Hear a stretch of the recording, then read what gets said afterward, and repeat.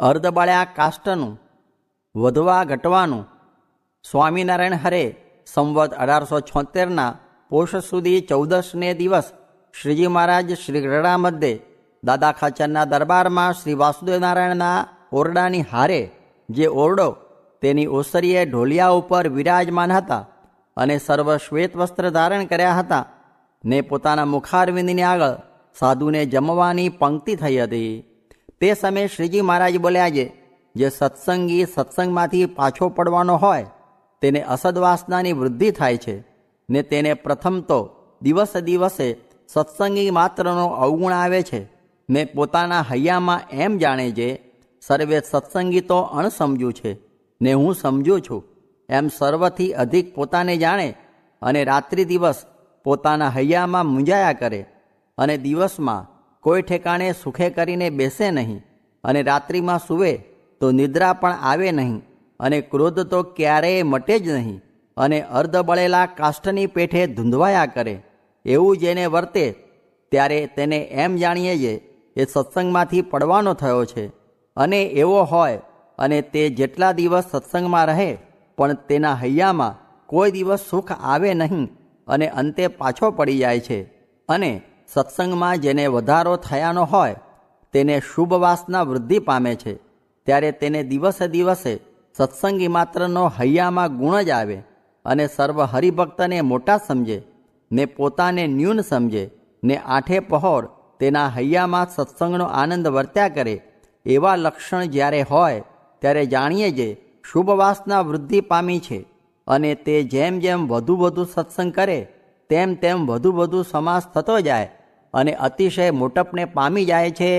એવી રીતે શ્રીજી મહારાજ વાત કરીને જય સચ્ચિદાનંદ કહીને પોતાને આસને પધાર્યા. ઇતિ વચનામૃતમ. એવી રીતે ગઢડા પ્રથમ પ્રકરણનું 28મું વચનામૃત જે તે થયું. મોટા સાધુના સમાગમથી વિષયની વાસના ટળી ગઈ છે તો પણ ન ટળ્યા જેવું જણાય છે. તેનું કારણ એ છે જે જેમ તરવારમાં મરિયા લાગ્યા હોય તે સરાણે ચડાવ્યાથી મટી જાય પણ બહુ કાટ લાગીને માઈ ઉતરી ગયા હોય તો તે મટે નહીં ને તે તો તરવાર ગાળીને ફરીથી ઘડે ત્યારે મટે. તેમ આ દેહ મૂકીને બ્રહ્મરૂપ થશે એટલે સર્વે વાસના ટળી જશે. સ્વામિનારાયણ હરે સ્વામીએ વાત કરી જે તપાસીને જુએ તો આ જીવ તો કેવળ પ્રકૃતિને જ ભજે છે પણ દેહ ગુજરાન ઉપર શરત રહેતી નથી અને અવશ્ય હોય એટલું તો કરવું પડે. પણ આ તો પ્રકૃતિને વશ થઈને બોલે છે, સાંભળે છે, જુએ છે, ખાય છે, ફરતો ફરે છે, બેસી રહે છે, સૂઈ રહે છે ઇત્યાદિક સુવાણ કરે છે પણ તેનો તપાસ કરતો નથી. તેને દરવાજાવાળા દેખે છે ને બીજાને તો ગમ જ નથી. માટે અવશ્ય ઉપર શરત રાખીને પાછું વળવાનો સ્વભાવ રાખે તો મોટા સાધુની પણ તેના ઉપર દ્રષ્ટિ થાય ને પદાર્થના તો દિવસે દિવસે ઢગલા થાય છે ને વળી થાશે તે તો બંધ નહીં થાય ને બંધ કરવું એ તો પૃથ્વી મઢાવવા જેવું કઠણ છે ને ન ભોગવવું એ તો જોડા સીવડાવીને પહેરવા જેવું સુગમ છે. એ વિના બીજો ઉપાય નથી. સ્વામિનારાયણ સ્વામીએ વાત કરી જે ગમે એવો હોય તેને પણ સેવાએ કરીને કે પદાર્થે કરીને રાજી કરીએ ને પદાર્થે કરીને રાજી ન થાય એવા તો કૃપાનંદ સ્વામી, મુક્તાનંદ સ્વામી, ગોપાળાનંદ સ્વામી એ કોઈ રીતે ન જીતાય. કેમ જે એને તો સેવા કે કોઈ પદાર્થ જોઈએ નહીં પણ તે એક ઉપાય જીતાય જે એને આગળ દીન થવું ને હાથ જોડવા એવો બીજો ઉપાય નથી. સ્વામિનારાયણ હરે સ્વામીએ વાત કરી જે હરિશંકરભાઈએ પૂછ્યું જે વચન પાળવું તેમાં સર્વે સરખા વચન સમજવા કે તારતમ્યપણું સમજવું. ત્યારે સ્વામીએ કહ્યું જે તારતમ્યપણું છે વિચાર કરીને આજ્ઞા પાળવી.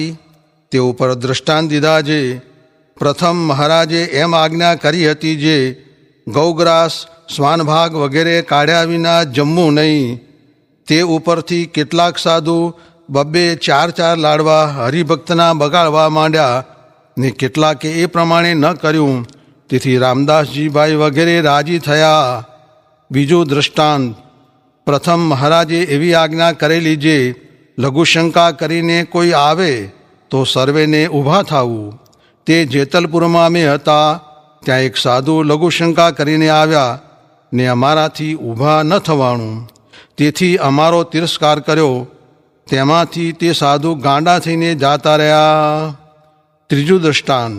મહારાજે ઘોડીને પાવાનું મીસ લઈને સર્વે સાધુનું ચરણામૃત કરી મંગાવ્યું, પણ નિત્યાનંદ સ્વામીએ ચરણામૃત ન કરી આપ્યું ને બીજાએ કરી આપ્યું. તે મહારાજ પી ગયા. તેથી બધાને આજ્ઞા વિચાર વિના પાળવાથી પસ્તાવો થયો ને નિત્યાનંદ સ્વામીને ન થયો. એમ આજ્ઞામાં તારતમ્યપણું છે. સ્વામિનારાયણ હરે. સ્વામીએ વાત કરી જે કળિયુગમાં તપ થાય એવા દેહ નહીં, માટે તપ કરવાનું લખ્યું નથી. કલૌ કીર્તનાથ.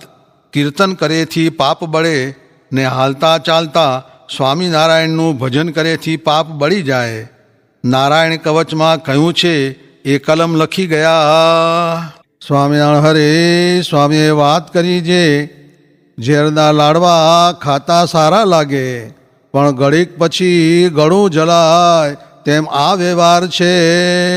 સ્વામિનારાયણ હરે. સ્વામીએ વાત કરી જે રાત્રિએ વાત કરી જે વ્યવહાર બહુ વધી ગયો તેણે અંતર ઉઝરડાઈ જાય છે.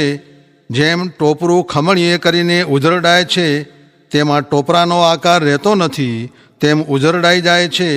વળી વ્યવહાર છે તો નિર્ગુણ એમ પણ થઈ જાય છે, ને જ્ઞાન તો એક આનો થાય છે ને 15 આના વ્યવહાર થાય છે. પણ નિરંતર વાતું થાય તો અહીં રહ્યા અક્ષરધામ મૂર્તિમાન દેખાય ને સુખ આવે. પણ આ વાત બોલાય એવી નથી. આ તો રાત છે તે બોલી ગયા. માટે કરવાનું તો સારા મોટા એકાંતિક સાધુનો સંગ જ છે. સ્વામિનારાયણ હરે. સ્વામીએ વાત કરી જે આ નિયમ છે એ બહુ મોટી વાત છે, ને જે દિવસ ધર્મમાં ફેર પડશે તે દી તો કોઈ વાત ઊભી નહીં રહે. માટે નિયમ ખબરદાર થઈને પાળવા એ વિશે ઘણીક વાત કરી. સ્વામિનારાયણ હરે. સ્વામીએ વાત કરી જે મોરે ઝાઝા માણસ મંદિરમાં નહીં, એટલે હું બાજરો જેટલો કહે તેટલો ઘોડા સારું આપવા ગયો, ત્યારે એક જણે કહ્યું છે સાધુને લોભ તો જો, પોતાને હાથે બાજરો દે છે પણ કોઈને આપવા દેતા નથી. ત્યારે જો એને કંઈ ખબર છે એમ ગમ પડતી નથી. સ્વામિનારાયણ હરે. સ્વામીએ વાત કરી જે ભગવાન, સાધુ, શ્રદ્ધા અને સત્શાસ્ત્ર એ ચારવાના હોય તો પ્રભુ ભજાય. એમાં શ્રદ્ધા નથી, બાકી બધું છે.